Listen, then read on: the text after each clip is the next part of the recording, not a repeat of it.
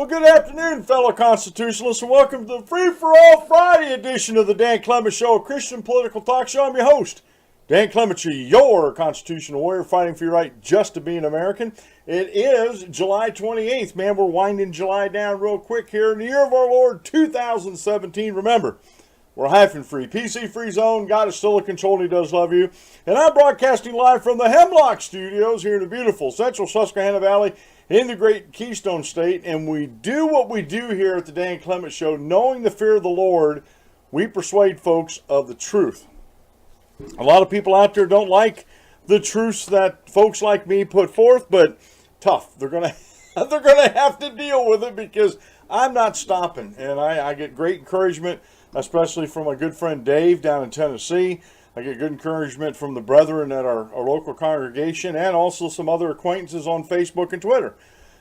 They keep telling me to keep doing what I'm doing, even though I'm going through growing pains, as we all do when we get into situations like this and want to do these things and want to get this type of message out.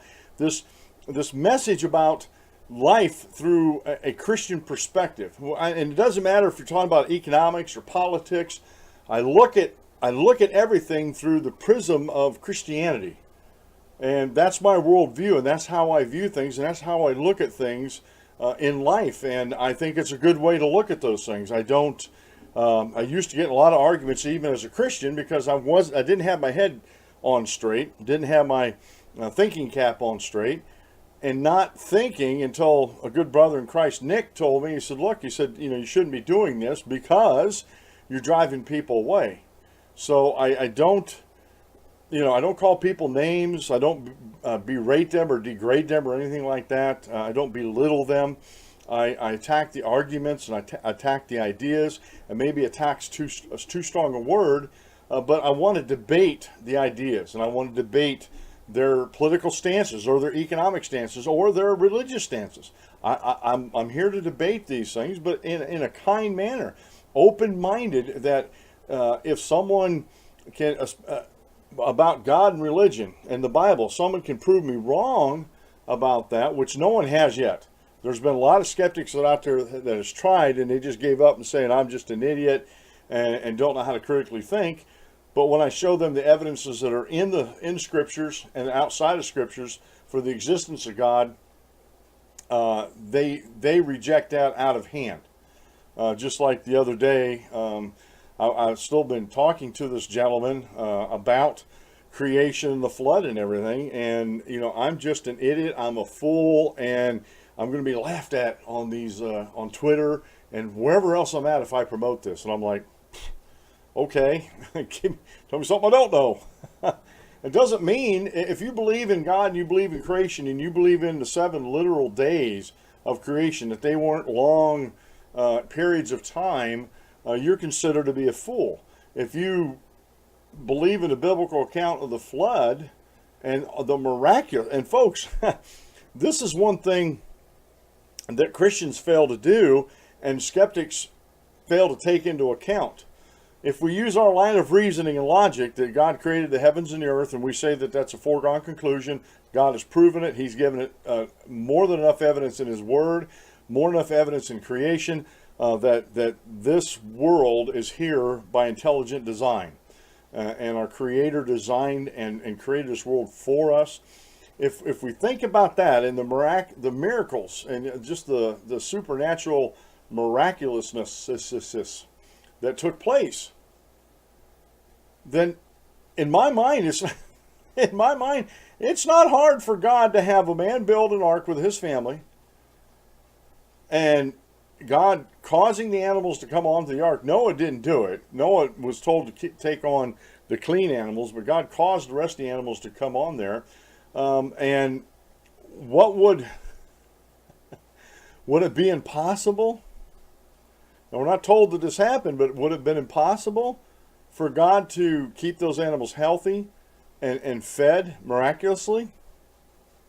And see, that's where the skeptics fall down. They want to deny the existence of God, so therefore they come up with all these arguments why the Ark of the Covenant, or not Ark of the Covenant, Noah's Ark would not have worked, and how silly, how foolish it is to believe in such a thing. And they deny the geological evidence that's found all over the world of a worldwide flood. And I've had people tell me there is no evidence, and I send them page after page, site after site on the internet that they can go search that. But again, you run into with the folks that deny God and deny His power and His majesty. They have a narrative in mind. They have an end in mind. There is no God. And so they build a narrative up around that. And if you try to bring any type of facts, truths, or evidence into that bubble, they won't allow it in. It remains outside the bubble of their opinion, of their end game. And so it's very difficult to talk to these folks. All you can do, and I've come to this conclusion after many, many years of toil, all you can do is give them the information. If they still want to argue with you, I don't argue back. I gave them the information, and just because it comes from like the Institute for Creation Research, oh, that's just a religious website or a religious organization. You know, they're not accredited scientists, and they absolutely are. These men and women that work at the Institute for Creation Research have been accredited by other colleges. And they've come to work with ICR and look into the question, scientifically inquire into the question whether creation happened or not, or evolution did happen. They look into that question.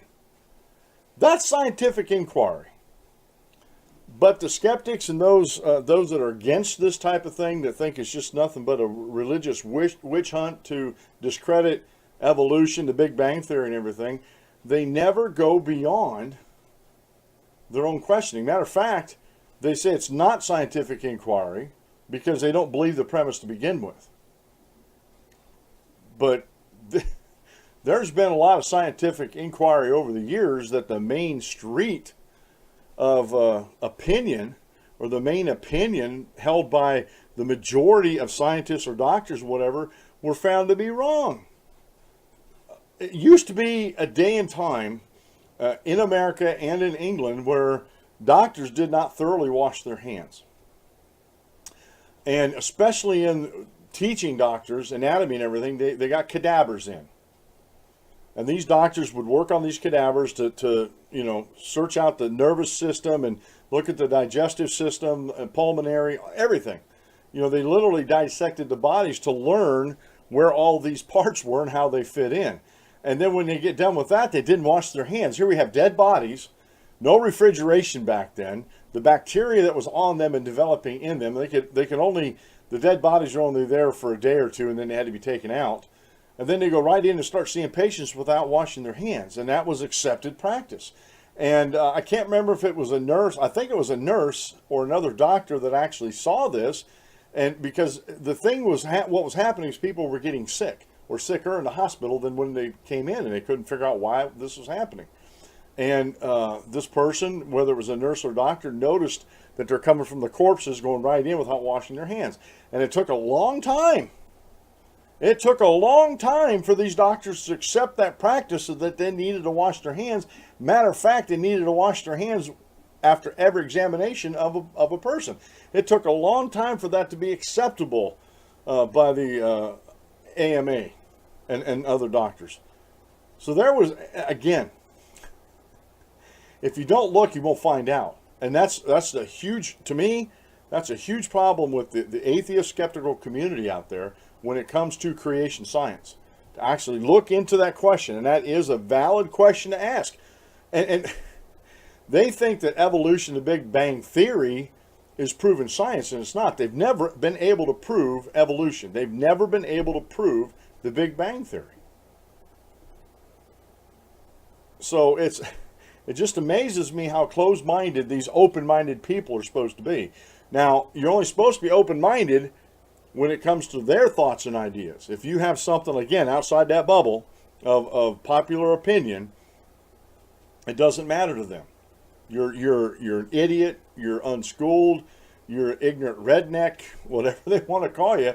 They use all sorts of names to insult you, but never get down to the basic question of why isn't looking into using scientific inquiry whether the earth was created or not. As a matter of fact, I shared earlier in the week, I shared a Apologetics Press article about bats and how Moses has got it right, and how did Moses know that it wasn't good for people to eat bats back then. And quite honestly, I don't think it's good to eat them now. But there are some cultures, like in the Vietnamese culture, that's a delicacy to them. They can keep it. That's one food. I'm very open to eating things. That's one thing. That's one thing that'll never pass my lips. I'm sorry. I don't want to be a hypocrite about, I'll try anything once if it kills me, twice if it doesn't. There's certain things I'll draw the line on, and that's one of them. But how did Moses know? There was no microbiology back then. There was no type of medicine back then. There's no way that he could have known all those unclean birds weren't to be eaten, and there was reasons. And matter of fact, doctors and nutritionists are actually looking into that question. Well, why didn't they include these in this list? And they come and are starting to find out, like bats carry so much bacteria on them. It isn't funny. They don't get sick themselves, but they can pass that on. And so, there's so much if people just open up their minds and look in the scriptures that actually proves the scriptures are what they say they are. And to me, that's all I ever ask anybody. The official drink of the Dan Clements Show is Rocky Mountain High Brand. I have a lemonade on my desk. That's the only one I drink right now because it doesn't have caffeine. Caffeine's really hurting me with my fibromyalgia, so I got off of it. But the hemp oil infused, 100 milligrams of hemp oil that's infused in these drinks is helping with my pain. Helps me carry on later into the day without having to succumb to the pain and some of the fatigue. I'm still having issues with fatigue, but my aqua swimming is actually helping with that. So if you want to, and just a disclaimer, I do own stock in my retirement portfolio in Rocky Mountain High Brand. So if you want to help a guy out, check this out. Check these brands out. You can get them on Amazon. Right now on the East Coast, that's the only place you can get them. You can order them on Amazon, and they're fantastic. The drinks are they taste fantastic. They're all low in sugar. They're not hyped up on sugar to give you that sugar rush and that. So they're great drinks, and they're something that I tout and talk about on this program quite a bit. And like I said, the reason I do that, they're part, I'm invested in them, and I think they're a good product. And so I made it my official drink. And this is in no way, is Rocky Mountain High Brands endorsing this show or anything like that as far as advertising on this show. It's just I made it my official drink. And if you don't like it, tough. Daily Bible reading comes from the Gospel of Matthew, chapter 5, verses 13 through 16. You are the salt of the earth, but if the salt loses its flavor, how shall it be seasoned? It is then good for nothing but to be thrown out and trampled underfoot by men. You are the light of the world. A city that is set on a hill cannot be hidden, nor do they light a lamp and put it under a basket, but on a lampstand, and it gives light to all who are in the house. Let your light so shine before men that they may see your good works and glorify your Father in heaven. We're not only supposed to be the salt of the earth, folks. We're supposed to be the light. We are the light of the world. We bring information about Jesus Christ. We tell the world about the Savior of the world. And we're to be that light. And we're not to hide ourselves.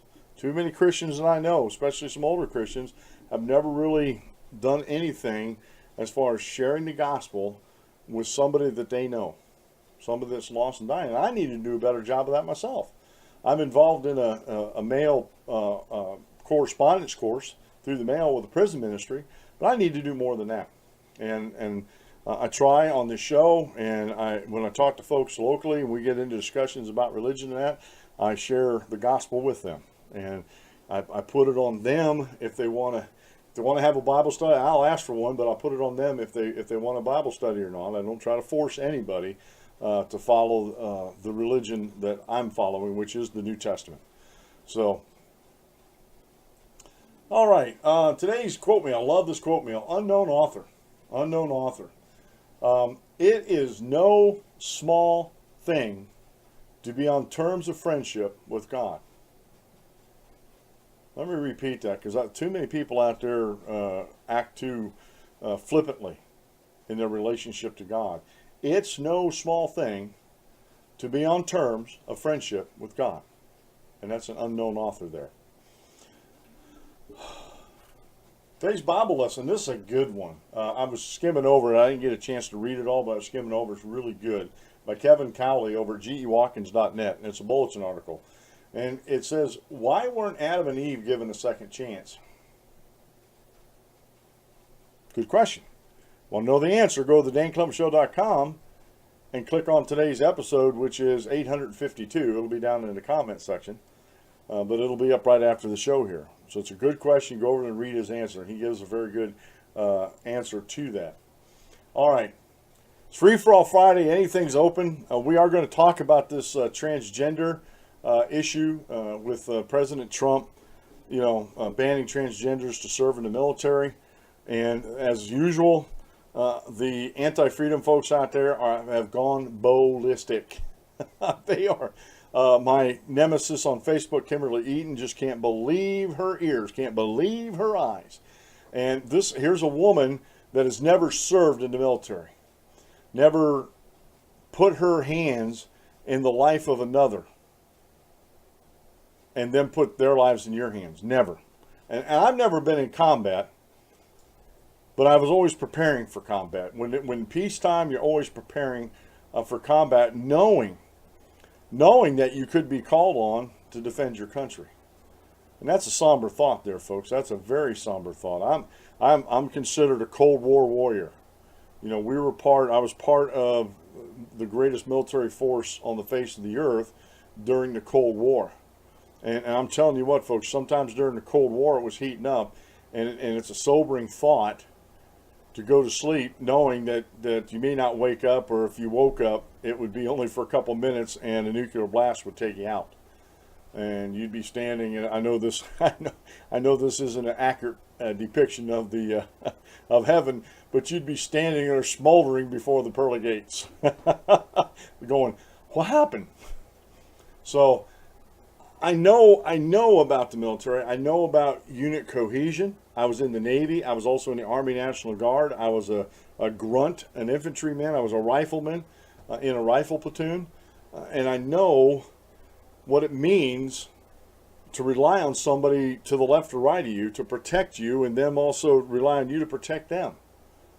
Like I said, I've never seen combat, but when you're training, you're actually training for combat. And I was watching some videos yesterday. I cannot share them with you today because of the profanity that's in it, that I still have to get.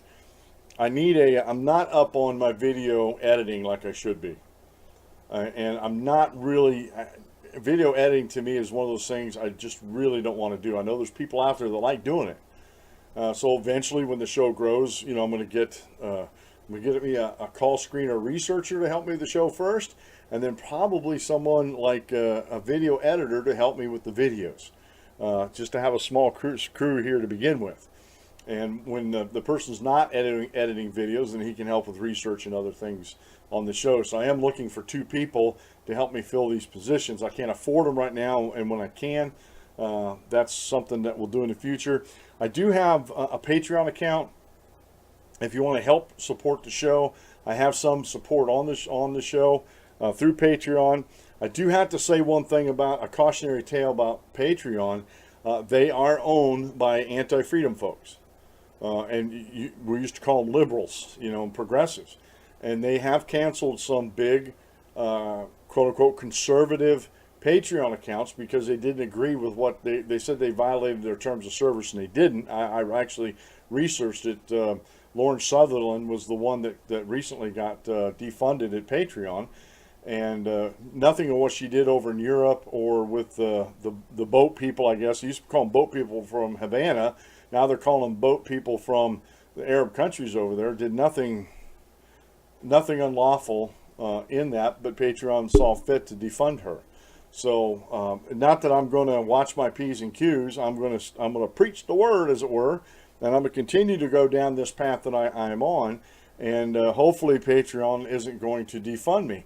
However, I am setting up, and I'll be working on this over the weekend. I finally got the Cafe Press ready to go on my webpage over at thedanclemenshow.com. And so I'm going to have a Cafe Press site up.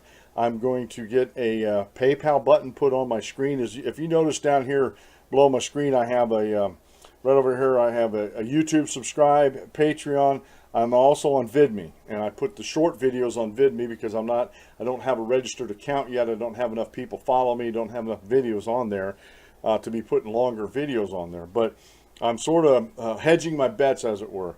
So I will be setting up a PayPal button on the DanClementShow.com if, instead of going through Patreon, if you want to just directly do that. And it's real simple to do it through PayPal. And even PayPal's on the anti-freedom liberal side of things. However, they don't seem to get involved in the personal politics like Patreon does. And YouTube and Google, you know, there's free speech out there, but when you get in corporate America, and these corporations are run by anti-freedom types that want to restrict your free speech, which they have every right to do as a business. I'm not complaining about that one whatsoever. They have every right to do that as a business. But the way they promote, like YouTube, I'm going to pick on YouTube, the way they promote that, and the way Patreon promoted themselves, that they wouldn't, unless it was something violent or anything like that. You know, they have terms of service, but as far as just political speech, like what I'm doing here, they weren't going to censor that. But there's been a couple already, and there's been some, and it's been a while since I've seen them.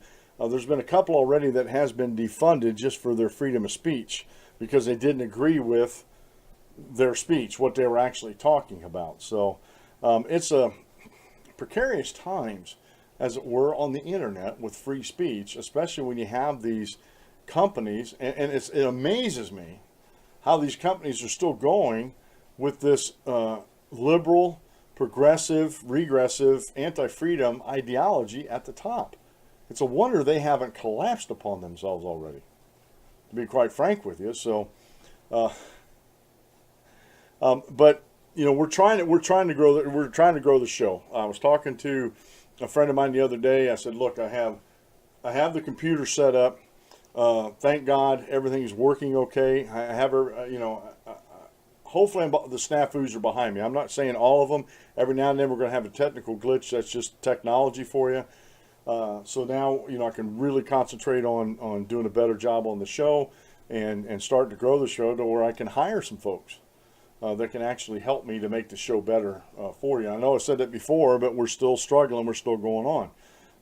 Eventually, you might see a different paint on the wall behind me. You know, my wife is still pondering that, you know, that a different paint scheme for back there. So I don't know what's going to I don't know what's going to happen there either, folks. So, but anyway, I have a really funny video.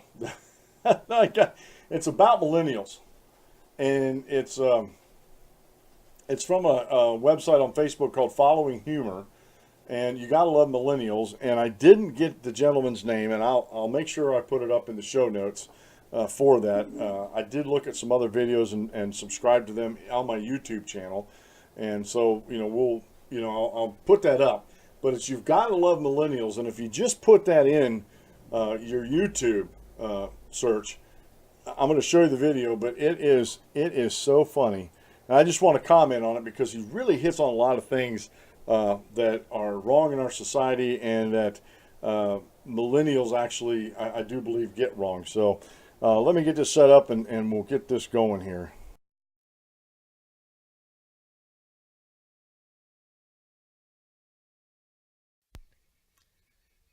Ding, ding, ding, ding, ding, ding, ding, ding.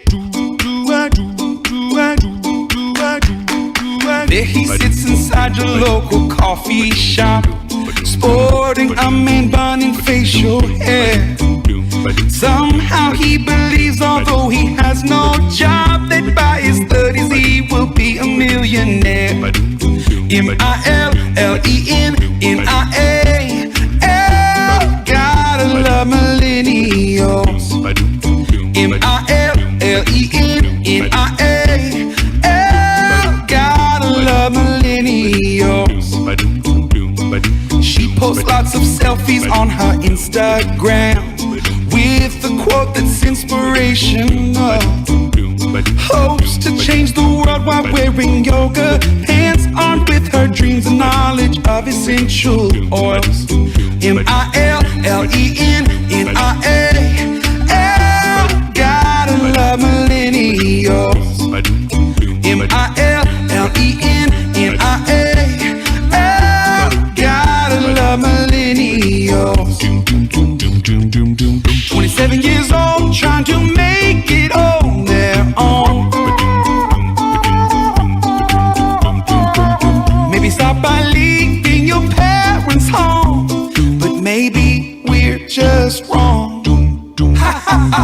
Criticism isn't easy for their ears.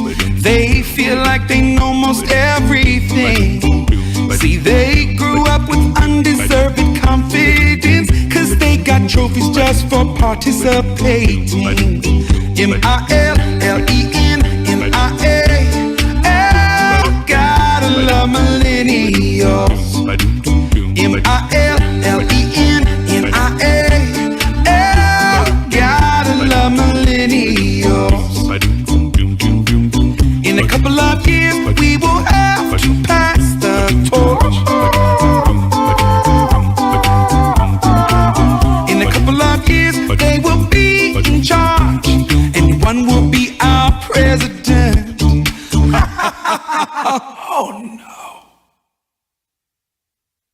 M-I-L-L-E-N, N-I-A-L, gotta love millennials. M-I-L-L-E-N, N-I-A, help, please pray for millennials.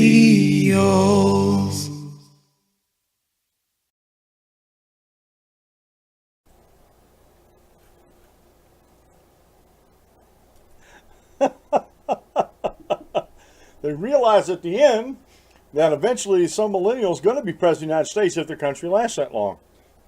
And so we really, this should have been going on. It has been for a long time. It really has been. I'm not saying this is something new for me, that what I'm doing is groundbreaking or anything like that.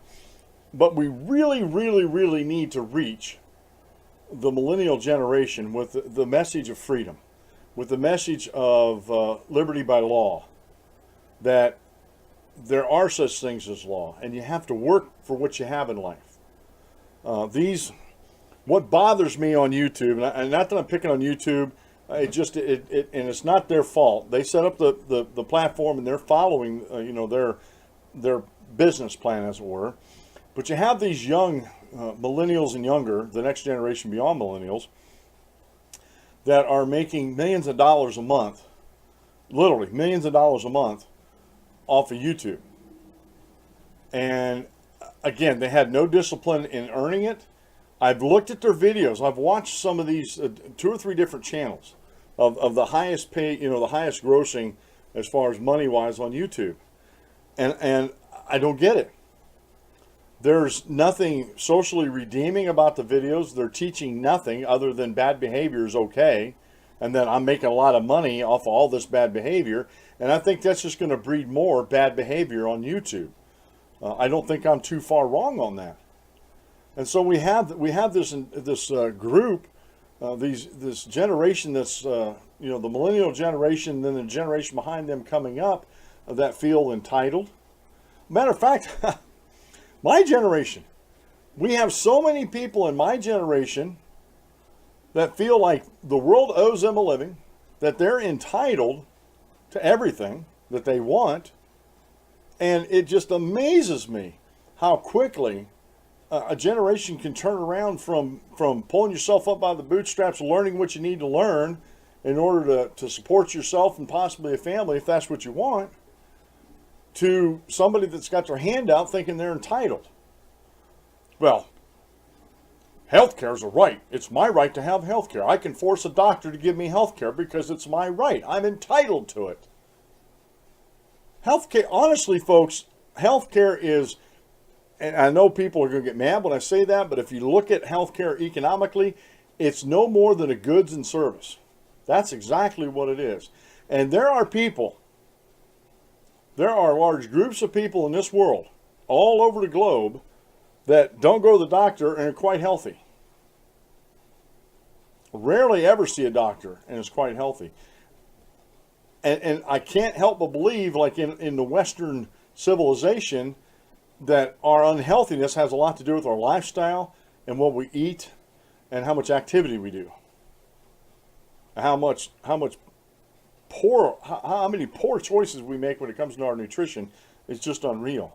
One of the biggest things in my life that I've done, that I've made this choice, that we've gone back and organic, these folks that go that oh, I'm organic, we're going organic. I watch a lot of them that are on these camping videos. I watch these full-time RVers that I watch on YouTube.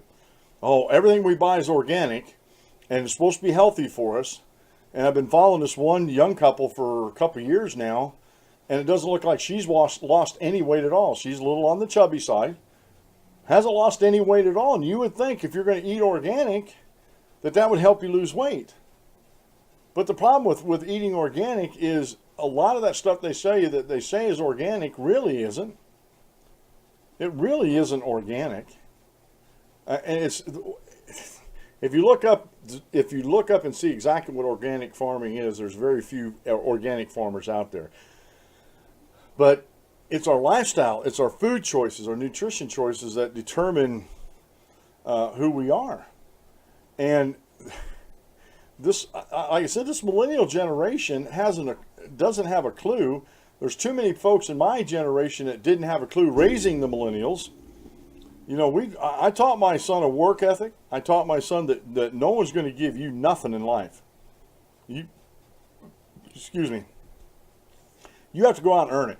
You have to go out and find a trade, teach yourself a trade, go to school and get a trade, however you're going to do it. And you follow your passions when it goes to that way, except for, Mike Rowe's comments about following your passions still rings in my ears. If you are passionate about, my son loves electronics, and so he was following that passion in electronics, but it wasn't just a passion for electronics.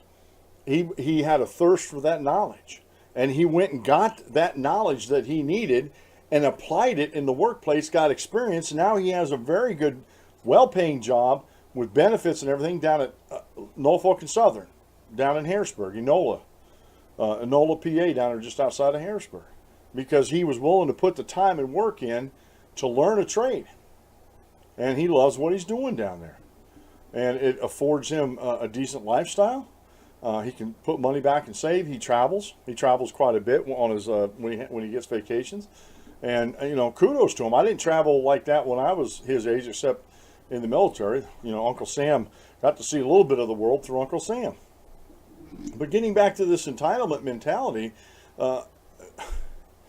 this extends to almost every aspect of life. And the anti-freedom folks out there have these protected groups and these protected classes that they, you know, whether it's LGBTQ or it's whatever race of the day, you know, whether it's blacks or and Hispanic isn't technically a race, but you know, I guess it could be considered a race, but Asian, whatever.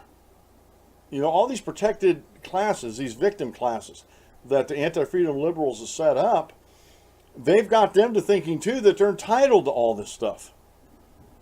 You know, they're entitled to health care, they're entitled to welfare, they're entitled to food stamps, they're entitled to that free cell phone that they got. Entitled. And if you say, well, why don't you work for it like anybody else? Oh, man, you're a hate monger. You're a racist. You're a racist if you think people should go out and work for their stuff. How dare you? And I'm not, and folks, this is, if you've ever gotten into an argument with an anti-freedom person, especially when it comes to welfare and those type of programs or free health care, you know, Medicaid, food stamps, SNAP, stuff like that, they always come back, well, what about the people that can't do for themselves? I'm not talking about them. Never were. I have never talked about as far as taking things away from folks that can't do for themselves. Never. I'm talking about the people that are sitting back on their hind haunches, their heinies, sitting in a chair on the beach with their toes in the sand, and not working for anything, but they're able to. But they're able to work. They just refuse to work. Now, right now, full disclosure, I'm on medical unemployment right now because of my medical condition. And yes, I am getting that unemployment, but it'll run out at the end of the year. But I haven't stopped working. I can't go out and do the physical activities I can out there, and I really have an issue with stress. So there's no way I can get back into dispatching again, because that's like a boiler room in the dispatch office, and I'm just not going to expose myself to that, because if I get any amount of stress, and it does take a little bit, but once I get the stress and all the hormones go flying with that, adrenaline, all that kind of stuff, I go into a tailspin with my pain and my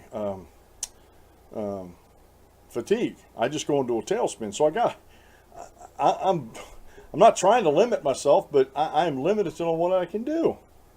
So I work on this show, and a lot of folks, this is what you see on YouTube. This is raw footage. It's unedited. About the only editing I do is if I have to replace a video, or if, like the other day, I had some snafus with the microphone and getting everything recorded over with the Open Broadcasting Studio on YouTube. I had about 4 or 5 minutes on a video I posted last week. I think it was on Thursday or Wednesday. I had to go in and edit the first 4 minutes off of it because there was nothing on it. That's the only type of editing I do with this video. These are raw videos. This is live. Live and in person from the central Susquehanna Valley. But I have to, this just doesn't fall together, folks. There was a huge learning curve that I had to do on learning how to do everything I'm doing here. For me, there was a huge learning curve for using Open Broadcast Studio, getting that set up and starting to use it the way it, so it looks good coming out.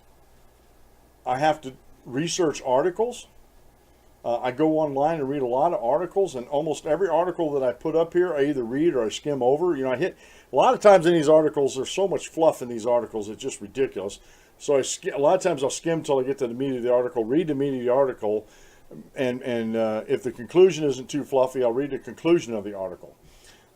However, I think a lot of times some of these people make these articles or write these articles, and they put too much fluff in it. I want the meat. Where's the beef? Where is it? And so, but I do read these articles to get an understanding of what's going on today. We're going to talk a little bit about the transgenders today. Transgender issue with the military and that, and how, like I said, the anti-freedom folks out there just are sitting beside themselves. They're so upset and everything, that President Trump did this. But I bet you $1 to the dozen donuts, not all of them, but the vast majority of them has never served in the military and has no clue about what the military is whatsoever. None. And so, but they're speaking like they're experts on it. And matter of fact, what I thought was funny about this whole transgender thing, we did not see this level of care for the military under President Obama's administration, other than making it a PC culture, a social experiment in the military, which the military is not a social experiment. There's 2 things that the military is for: blowing things up and killing people. That's it. And when they do that, they can occupy a territory, but those are 2 things they're best at: blowing things up and killing people. So, and it saddens me that people have to go to war. It really does. It saddens me that there's bad actors out there that will not behave themselves. And so, and I'm not talking just about the United States of America going to war. I'm talking about any country that has to go to war, that's forced into going to war, like in World War II with Nazi Germany.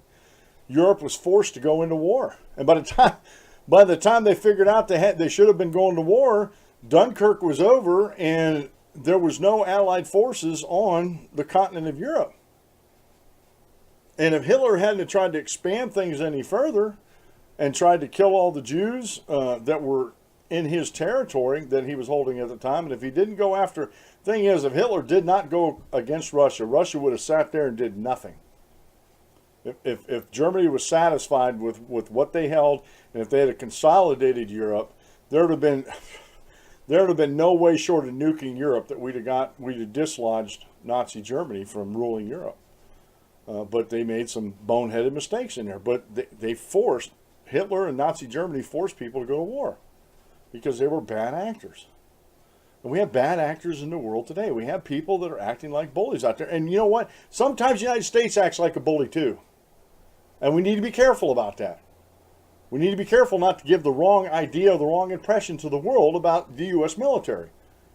So I love this country. I loved my service in the military. I didn't, at the time, I was kind of stupid at the time. I should have stayed in. That's one of those regrets I have in life. I should have stayed in the Navy and just spent my 20 years in there or so. I'd have retired from the military back in 2000. That was 17 years ago, folks. I could have retired back then, had a income coming in for the rest of my life, and had another career almost over with by now. Mistakes in life that we make. But as I look back on my military service with fondness. Because it was something that I felt that it was my honor. It was not only a duty, but it was my honor to serve my country, to protect my country. And I still feel that honor today. I put something up on when I start to show up. Once I took a solemn oath to defend the Constitution against all enemies, foreign and domestic. Be advised that no one has ever relieved me of my duties under that oath. Just because you clock out and you get your honorable discharge does not mean that you're relieved of those duties. I take those duties very seriously, defending the Constitution. And that's the oath you take when you go in the military. You're not defending the president. You're not defending Congress. You're defending the Constitution, the law that created this great republic. And I take that seriously. I take that seriously. So it amazes me how many people out there would rather put their hand out than give somebody else a hand up and work and show them how to work for things. There's too many young boys and girls out there that are being pampered. I'm not going to say who the relative is, but I have a relative that one of their children, or both their children actually, they were not going to raise them the way they were raised. They didn't want them to have to do all these household chores, learn how to cook and clean, and all these other things that to me, that's all part of growing up. That my mom told.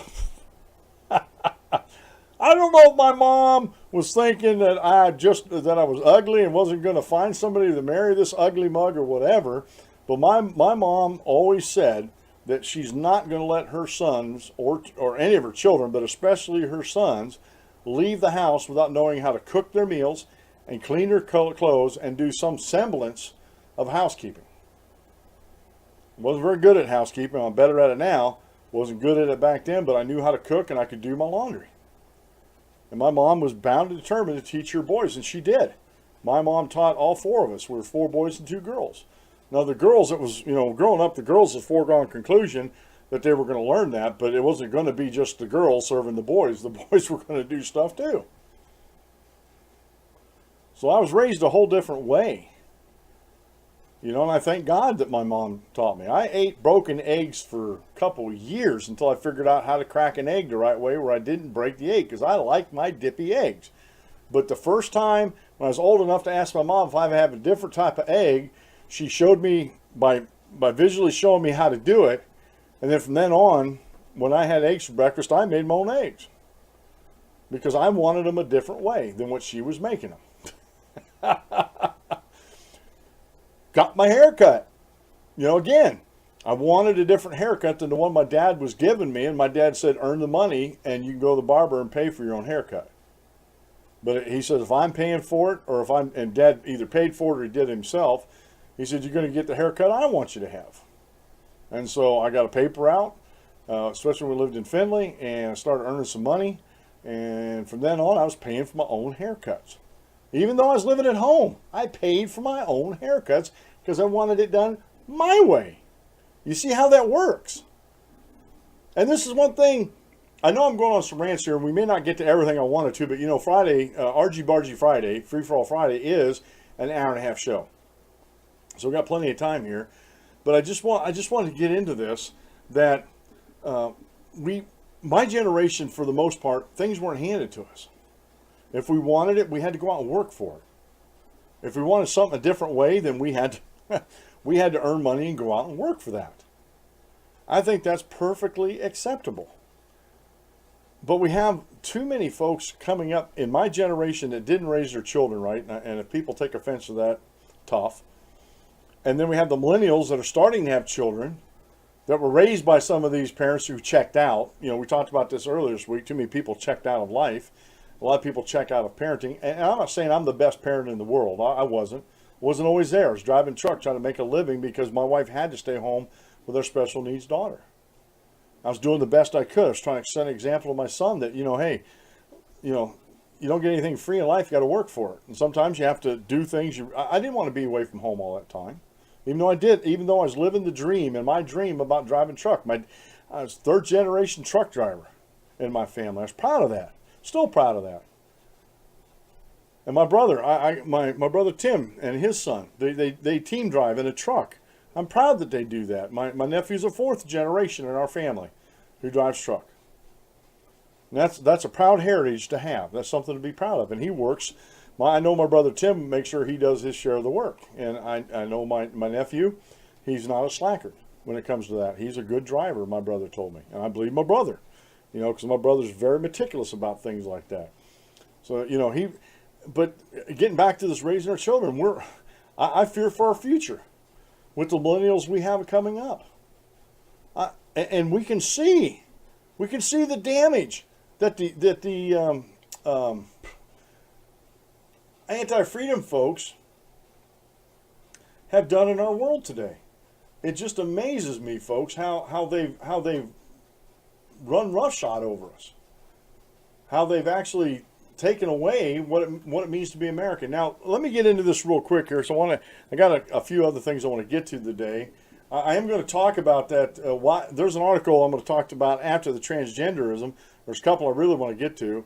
Why the first world countries have third world cities. And that's what I'm alluding to here. You know, we have a whole group of people out there that live in these cities that are run by Democrats and have been for not centuries, but decades, 40, 50, 60, 70 years. And people are blind. Well, what's happening in the city? Well, you got a bunch of crooks and thieves that are running the politics in that city. And you got a bunch of crooks and thieves. In order to be able to be those crooks and thieves that they are, they gotta exploit the people that are in their political sphere of influence. And these Democrats in these cities have been socialists. They've been socialized. And they think socialism is a great thing, but look at their cities. And I'll pick on Detroit. Detroit used to be a fabulous city. And now it's like one of the biggest slums in America. It's terrible. I feel sorry for the people in Michigan. I feel sorry for the people in Detroit to a certain extent. Because you know what? They were sold a lie that they kept buying into and buying into and buying into and voting these clowns in the office, these thieves in the office there, and then they wonder why things don't change. Well, they promised they'd do this. Well, we'll give them another chance here. 4 years down the road, well, they need more time to get it done. You know, they said that they're working on it, they're going to try to get it. Meanwhile, Detroit's falling apart. These crooks and thieves are lining their pockets and their posses that hang around them. They're the lobbyists and other folks that are just ruining those cities. We have policies in the United States that divide this country by race. I don't want to see race in this country. Honestly, I don't. I'm an American. Doesn't matter what my skin color is. Doesn't matter what your skin color is. And so we're going to get to this article about this. I have this video by Dana Loesch. She breaks down exactly why Trump banned transgenderism from serving, or transgenders from serving in the military. And I was trying to find some videos that didn't have a lot of profanity in it, and hers was the only one. But she says a lot of things that I say, and she actually comes about it from a different point of view that I wasn't thinking about, but she makes a very brilliant point. So let's get this set up and get over there to this video.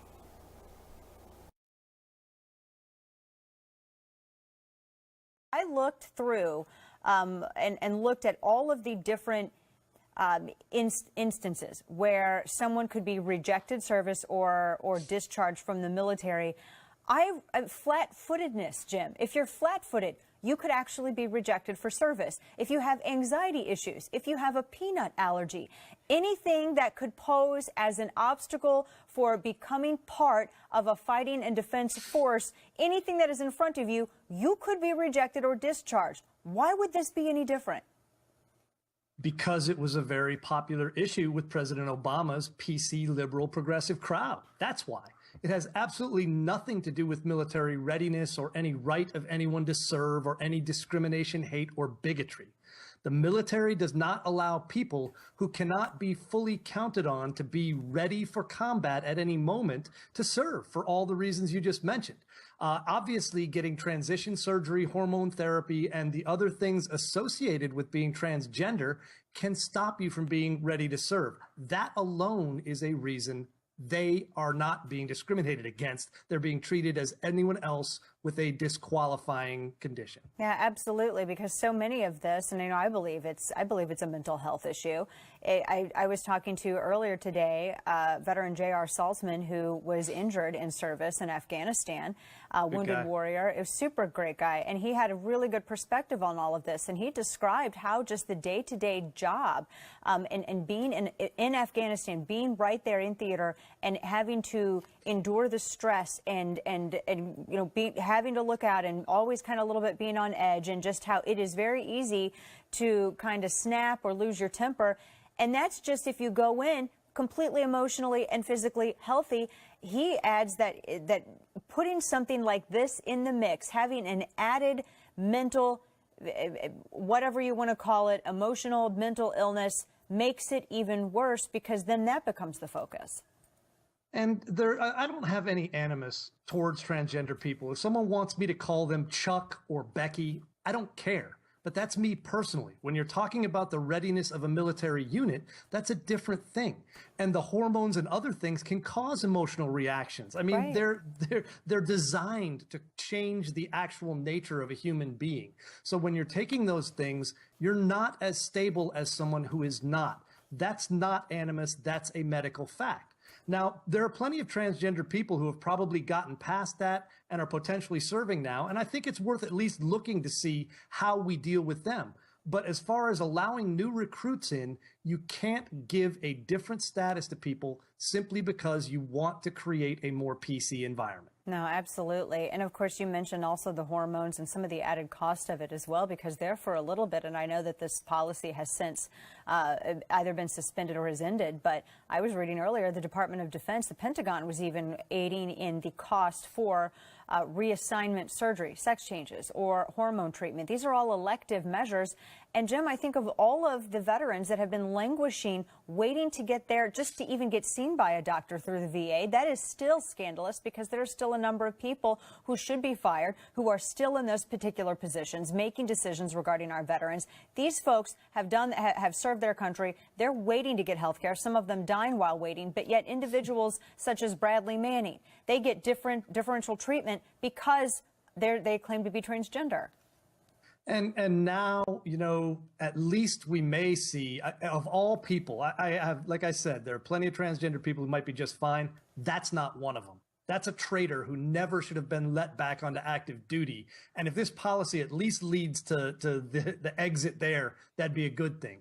But I think we can take this off the table as an issue of hatred or bigotry, because the bottom line is this is based on the simple fact that when there are people who are not capable of doing things, you know, in the same way. You look at the suicide rate among transgendered people, it is somewhere north of 25%. Versus 4% in the general populace. That is not something you can have in a ready fighting force. And the president recognized that, the leadership of the Pentagon recognizes that, and will deal with it in a decent way. How do you feel about the president announcing this new policy change on Twitter? Some see it as, well, this is a common course of discussion for a lot of elected officials. Why would it be any different with the president? Although some say maybe he should have waited for Mattis to come back for vacation. Does it matter? Is there maybe a different way?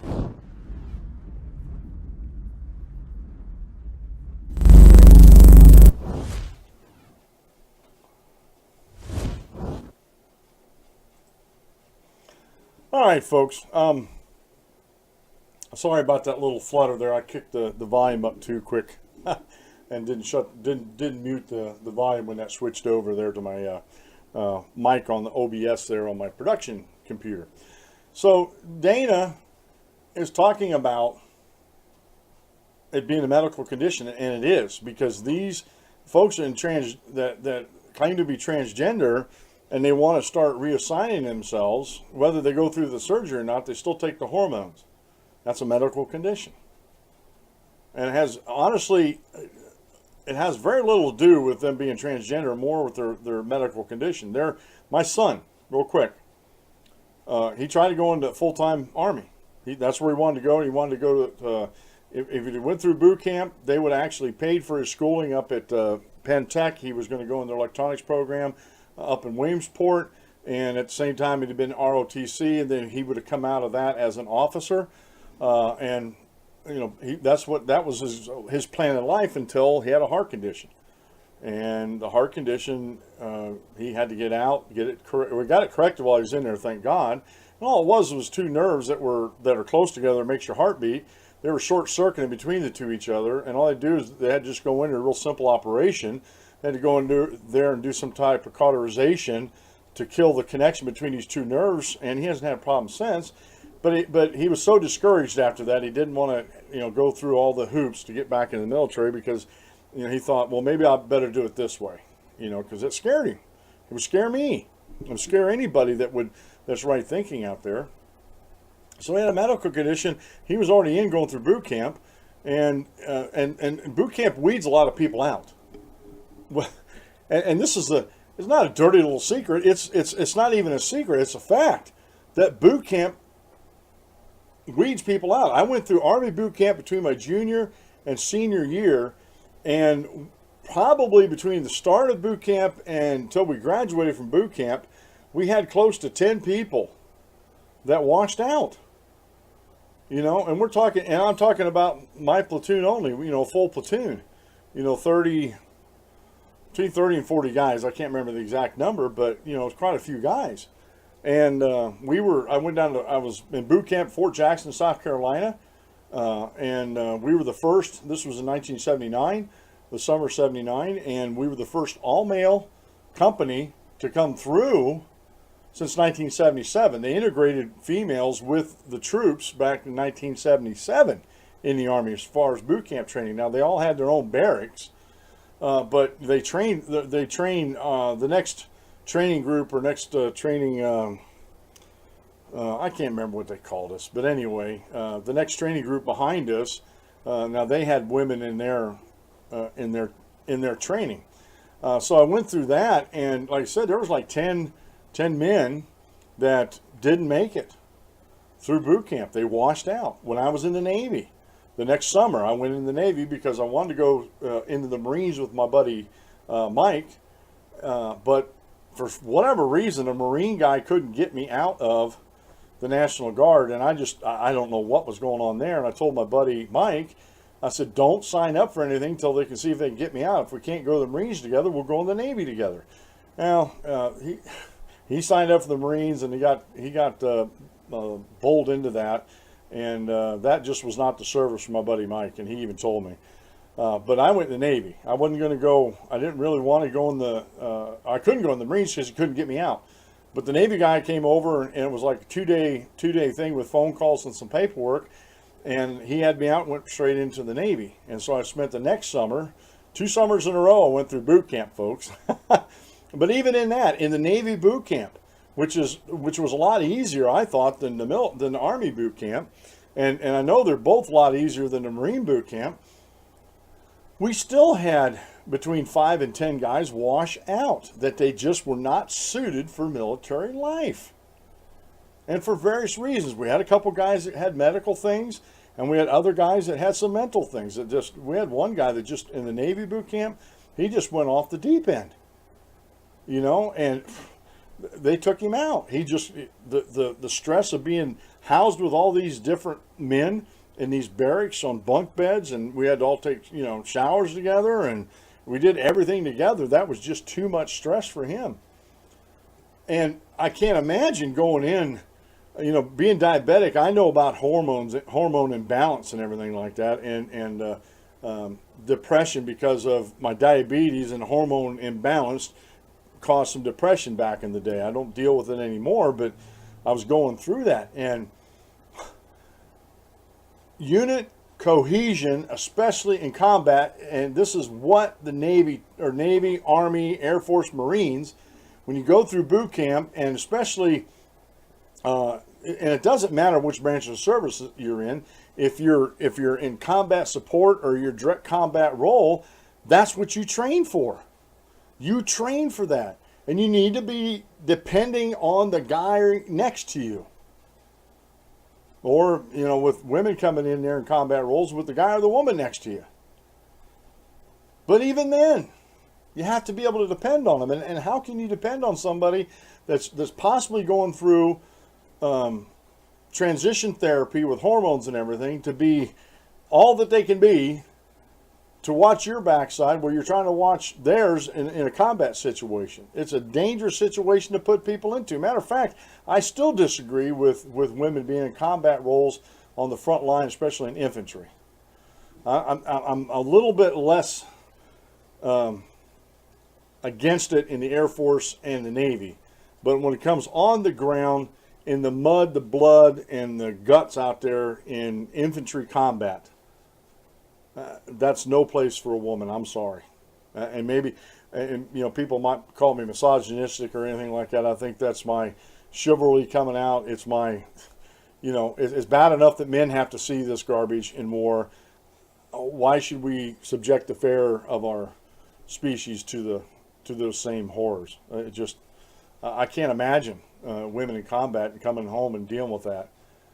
You know, just like men do. You know, and I said it's bad enough for men having to do it. So, I have this article here. Let me see here. Well, I'm not going to read this one, but it's a good one to go in and read. Transgender surgeries would cost Pentagon $1.3 billion. And this is by Elizabeth Harrington over the Washington Free Beacon. And basically, if they allow transgenders like President Obama did in there, and they want transition surgery while they're in the military, they're under the military health care, the military would have to foot the bill, and it's like $132,000 for this transition surgery. So if they're in there, the military is going to have to pay for it. And I was just shaking my head when I was reading an article, and it's $1.3 billion. That's a lot of scratch. And quite honestly, just like in that last video there, it was an Obama administration PC experiment in the military. Social engineering in the military, see if this would work. And folks, back when I went in the Navy, when Zumwalt was the CNO of the Navy, nobody liked him. Nobody liked the uniforms he made us wear. And I talked about this before on the show, and that was a minor thing. And when he was out and Ronald Reagan got in and named his own chief of naval operations, things went back to the way they were. Dungarees and the white sailor caps and the cracker jacks, and you know, when we were working, we were allowed to wear ball caps, which I have one back here with the USS Hundley. We're allowed to wear ball caps, you know, when we were working and out on, you know, not on shore, but we were on base. But you know, they had certain protocols. But you know, we went back, and the Navy, the morale in the Navy went way up when we got back into the traditional uniforms of the Navy. And I've actually heard some grumblings of folks, if you've seen some of the uniforms, they're blue camouflage for the Navy. Okay, but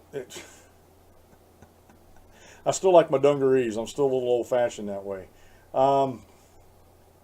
Former transgender says Trump made the right decision. Military is a fighting force, not a gender clinic. And I thought this was interesting.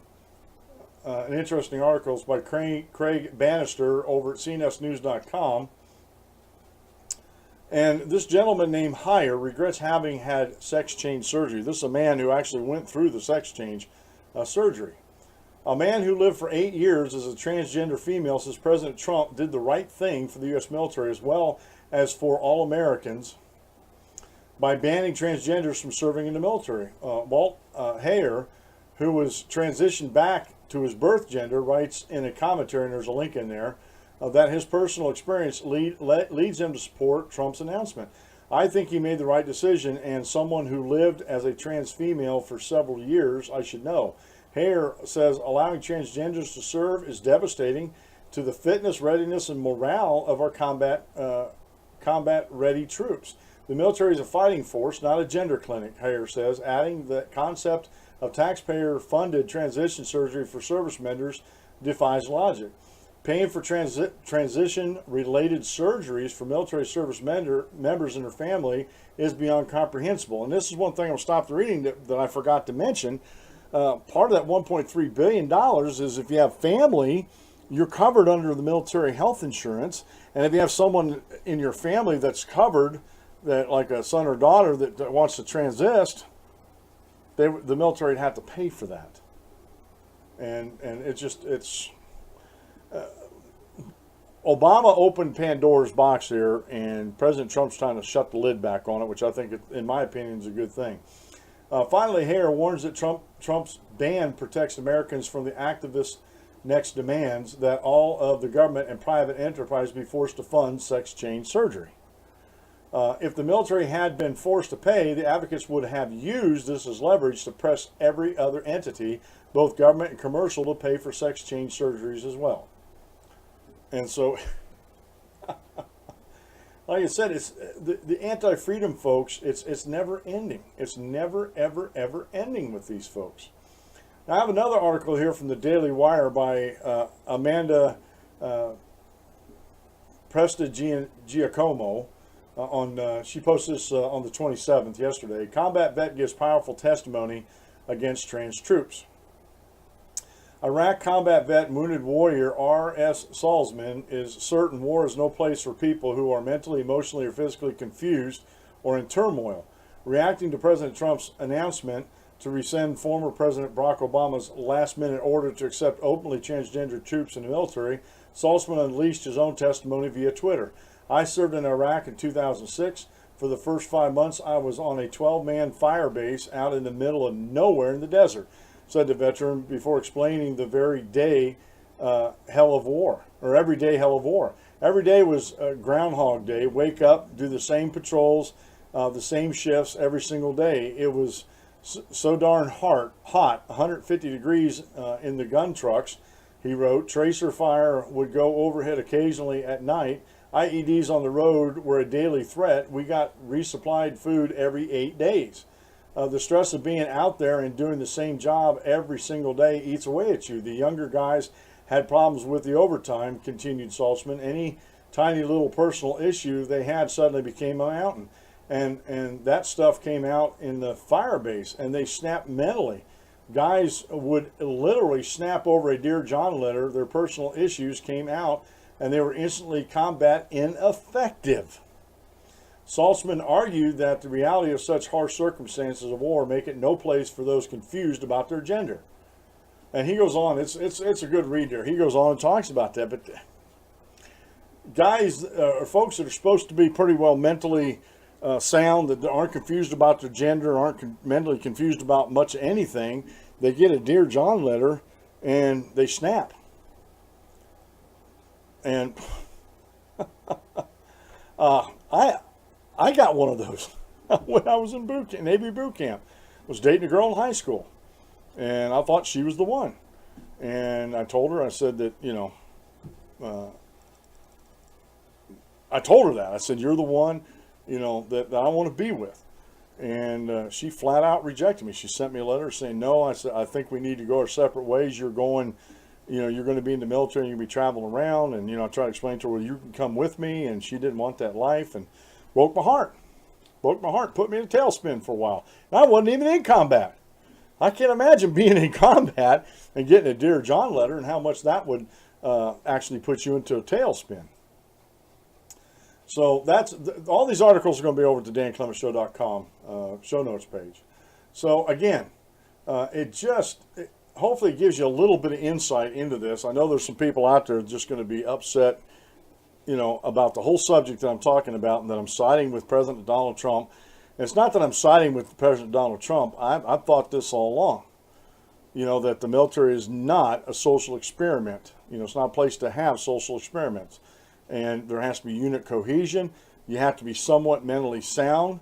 And as far as I'm concerned, especially transgenders, but the whole LGBTQ community, being in the military is not mentally sound, because they're still confused. They're, as far as I'm concerned, but you know, who am I? You know, and it was a big issue back then in the day, especially with homosexuals, is don't ask, don't tell. And if they found out you were a homosexual, when I was in the military, they discharged you quietly. It wasn't a big hoopla, but they would discharge you quietly. And you know, it was what it was, and I don't think it hurt the military. And matter of fact, I can't be for sure, and this, I'm just going to say this, I don't know how much it actually hurt the individual that was let go. You know, it is what it is. And, you know, we have to remember that. All right. I want to get to this article here. Why first world countries have third world cities. And this is from Foundation for Economic Education by Nicholas Umashev. U-M-A-S-H-E-V. Umashev.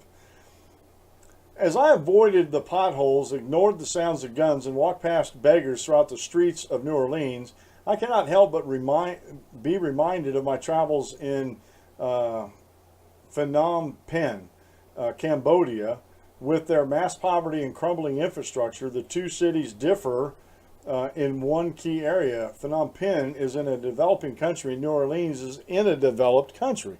And I've been in New Orleans when I was a truck driver. Man, that's, you know, for a big city, you know, there were some sections of that city that just falling apart. Throughout the United States, I frequently come across what I call third world cities in the first world countries, whether it's Detroit, Baltimore, or even my beloved New Orleans. These third world cities all have one thing in common: an absence of free and open markets. And I'm going to stop the reading here. I'm warning folks down in Nashville that mayor wants to adopt the Paris protocols, the Paris climate protocols, as it were, for that city. And all she's going to do is drive businesses out, shut them down, and stop the open and free market there. That's all she's going to do. But he goes on, restrictions have left job seekers in Detroit and Maryland crippled. There is a wide consensus among economists that economic freedom largely determines the wealth of nations, and metropolitan areas are no exemptions or exceptions to this rule.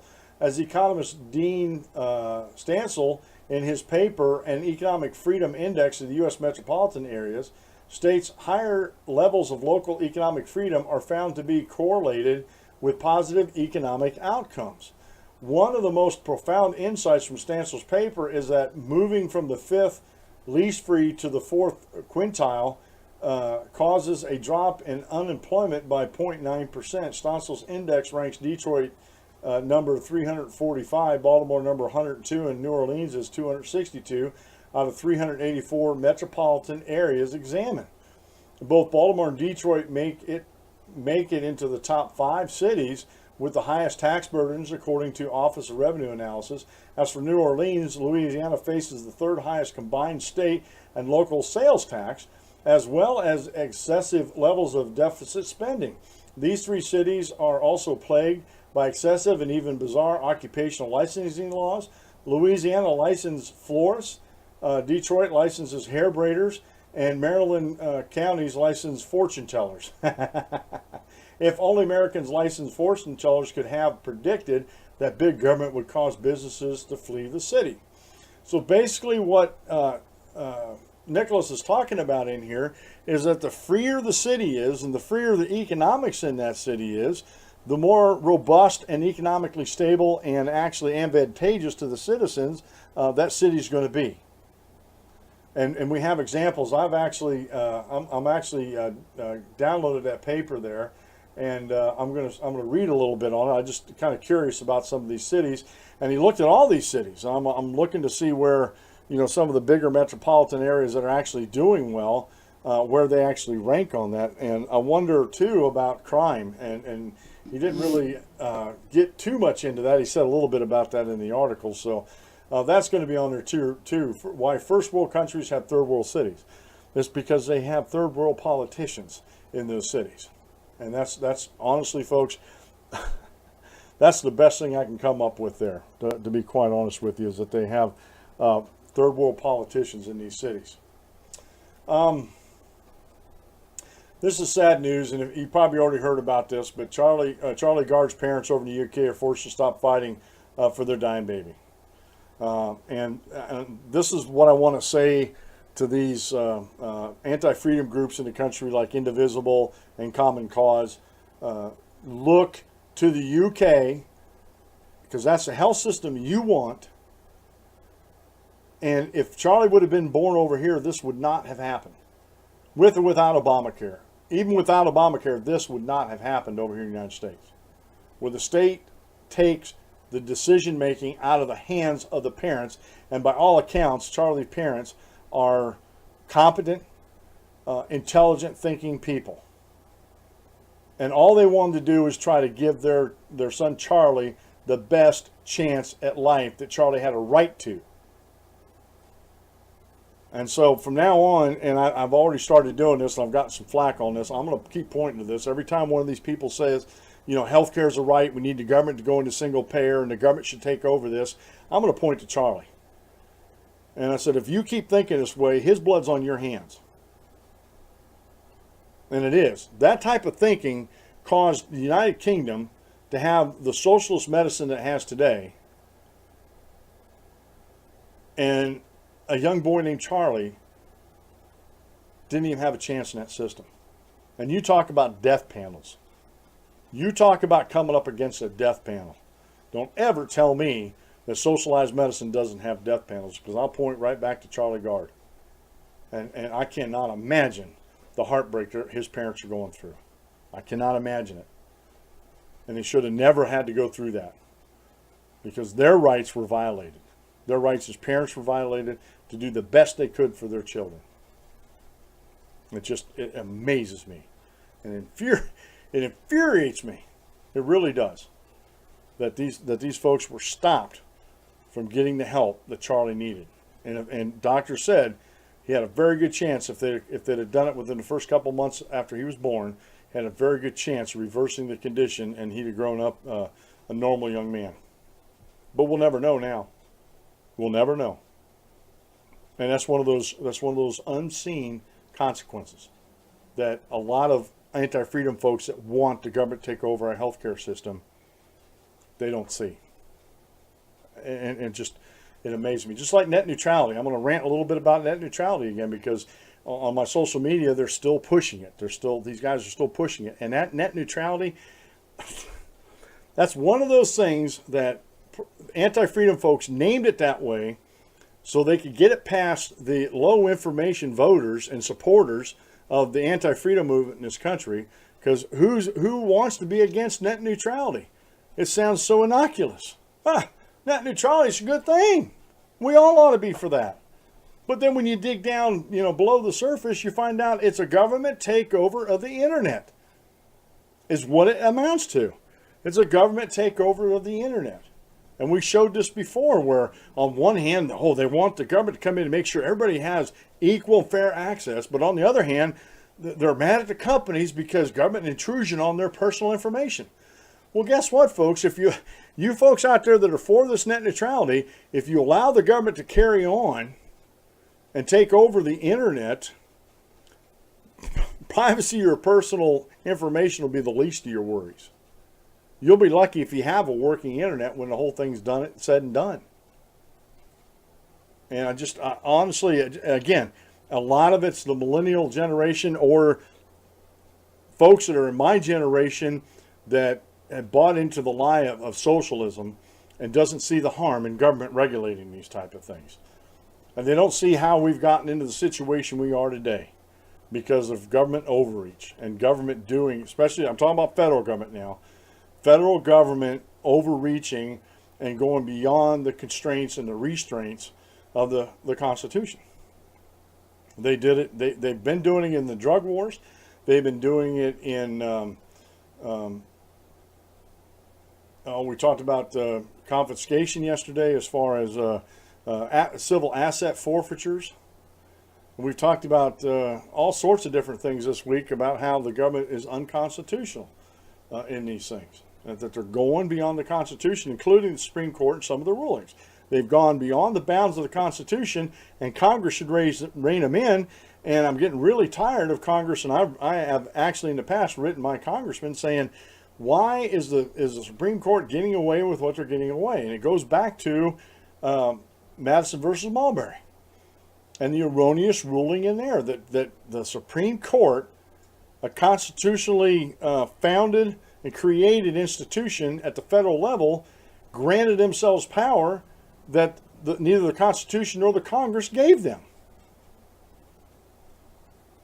But yet we look at that as settled law today. How ignorant is that? How very, very ignorant is that? So I'm just, these YouTubers, most of them are millennials that are going for this. They don't know any better. They flat out don't know any better. And they have these puny examples that they give. And most of the stuff that they're really outraged about has already been adjudicated under the FTC with their rules, the Federal Trade Commission, which again is another unconstitutional commission, but they're already adjudicated and settled.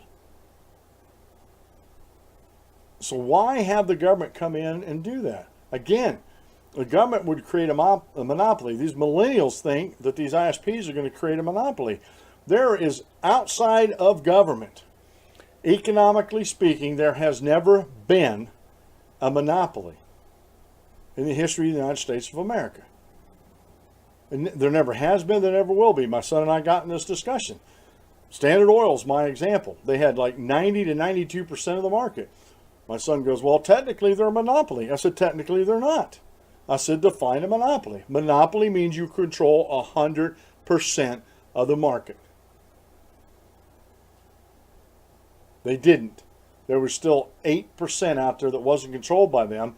And by the time the anti-freedom folks got done in Congress with President Theodore Roosevelt and everything, we're going to do something about these monopolies. By the time they actually drug Standard Oil, Rockefellers, to court over this, their market share had dropped to 72%. Do you know why it dropped to 72%? Competition. Free market competition. This was before there was any regulations about it.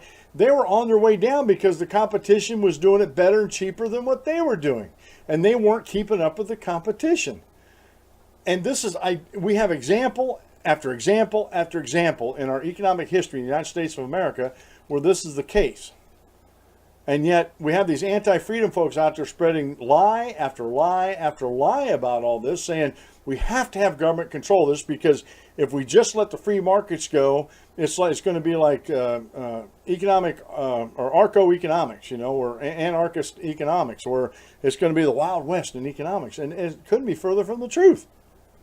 It could not be further from the truth because people have to make contracts with each other to do business. And if one person on either side of the contract doesn't live up to their expectations, you can take them to court.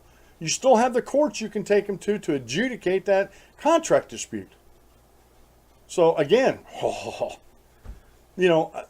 our education in this country, especially when it comes to political and economics, is woefully inadequate. And that's another reason why I like doing this show. I like teaching these things. I like these facts.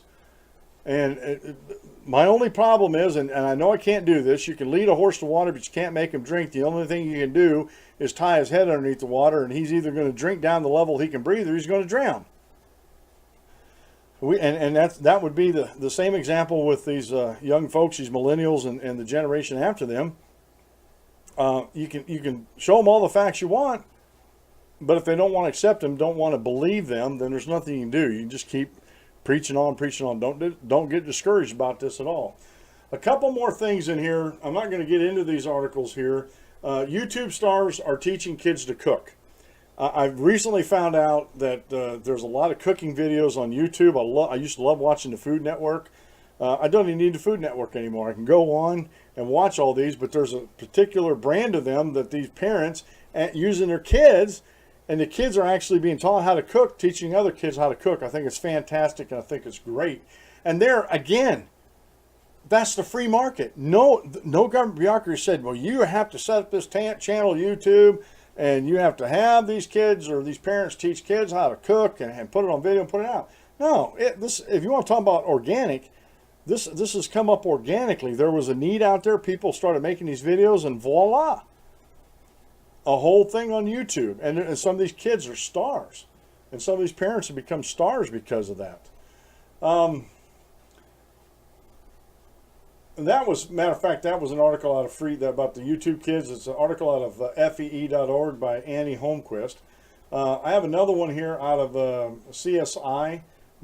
Asylum Reform Bill passes out of committee. I'm talking about sanctuary cities, and it came out of committee along party lines. Democrats would not vote for this. Honestly, folks, and this may be a crude example, but if a Democrat was standing there with a knife to his throat, and if he had a choice between voting for something that would actually make people more free, allow them more of their freedoms, not allow, but protect more of their freedoms, and guard their liberties, I honestly think if they had a choice between voting for that and cutting his throat, a Democrat would cut his throat or her throat. You know, I just don't know what to do with these folks anymore. It's ridiculous. And finally, this one warms my heart because I talk about, if you hear me talk about energy and alternative energies, I think hydrogen is going to be the future. Now, some people some scientific people have disagreed with me, saying, "Oh, we just don't, we're just not there yet, so we got to go another way." Folks, we've been there, and they've actually had some more breakthroughs. Scientists produce robust catalysts to split water into hydrogen, oxygen. And then you can put that into, and basically what that is, when you take water and put it into a hydrogen cell, you need to split the hydrogen from the oxygen and use the hydrogen itself.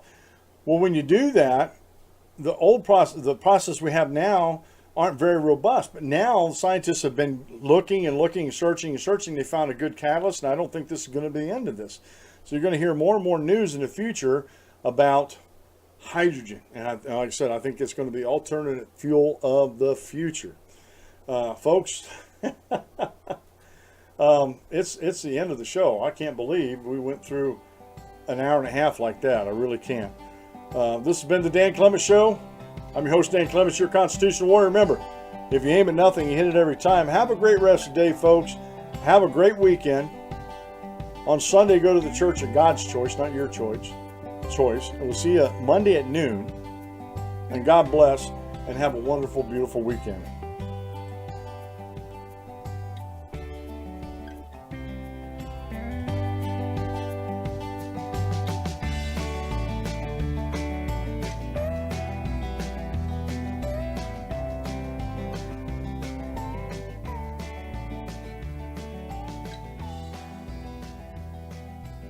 Thank you for using Blog Talk Radio. Goodbye.